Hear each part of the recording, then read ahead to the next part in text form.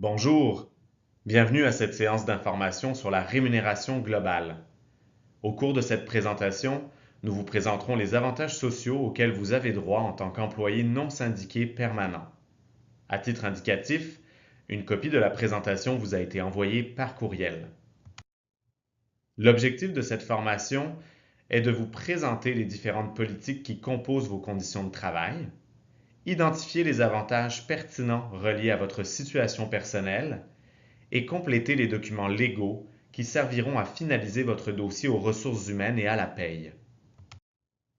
Le Centre de service des ressources humaines est la première ligne de contact pour toute question concernant vos conditions d'emploi.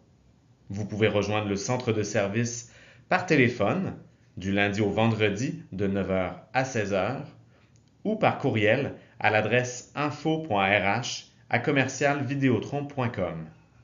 Vous avez également accès à la plateforme WebRH pour soumettre vos demandes en complétant des requêtes en ligne.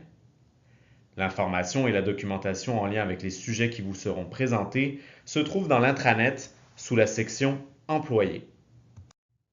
Le service de la paye est également disponible pour répondre à vos questions concernant les relevés d'emploi, la feuille de temps, le relevé de paie en ligne et les coordonnées bancaires.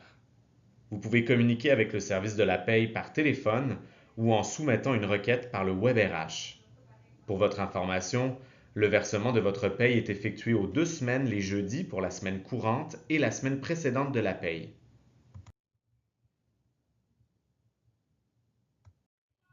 Débutons la présentation des différentes politiques qui composent vos conditions de travail. La politique de bonification. Si vous êtes un employé qui reçoit des commissions, vous n'êtes pas éligible à la bonification. Nous vous invitons donc à consulter votre plan de commission pour les détails. La bonification est déterminée selon 2 composantes, soit les objectifs personnels et les objectifs d'entreprise. Les objectifs personnels.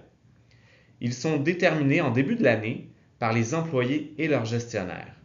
Chaque employé sera évalué en fonction des objectifs personnels et cette évaluation déterminera la cote générale de fin d'année.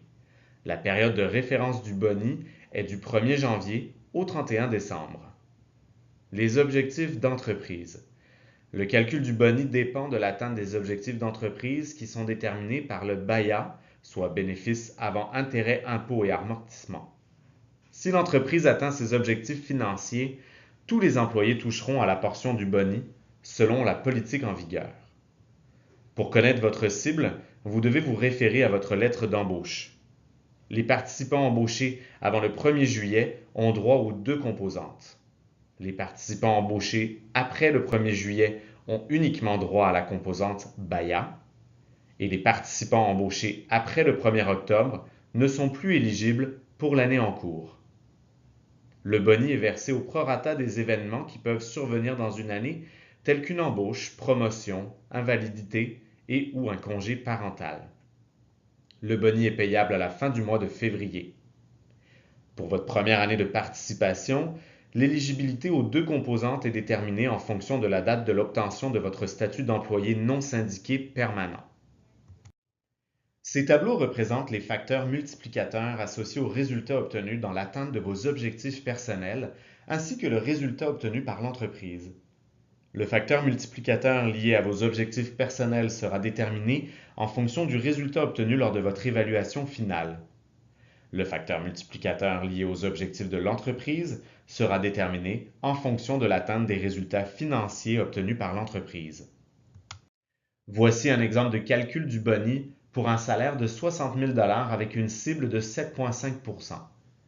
Si l'entreprise obtient une cote de 100 % et que votre résultat final est pleinement satisfaisant, le facteur multiplicateur utilisé sera de 1 pour un boni total de 4 500 $. Le montant du boni peut varier selon votre évaluation finale. Vous pouvez consulter la politique en vigueur dans la section Employés de l'intranet pour plus de détails. La politique de temps supplémentaire. Une journée normale de travail est de 7,5 heures. Le temps travaillé entre 7,5 et 8 heures par jour sera payé à un taux régulier et celui effectué au-delà de 8 heures sera payé à taux et demi. Le temps supplémentaire nécessite l'approbation du supérieur immédiat.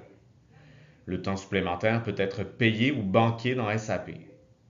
Vous pouvez banquer un maximum de 5 jours par année pour la période du 1er janvier au 31 décembre. Les heures en banque non utilisées seront automatiquement payées sur la dernière paie de l'année. La politique ne s'applique pas pour les postes de directeur et plus.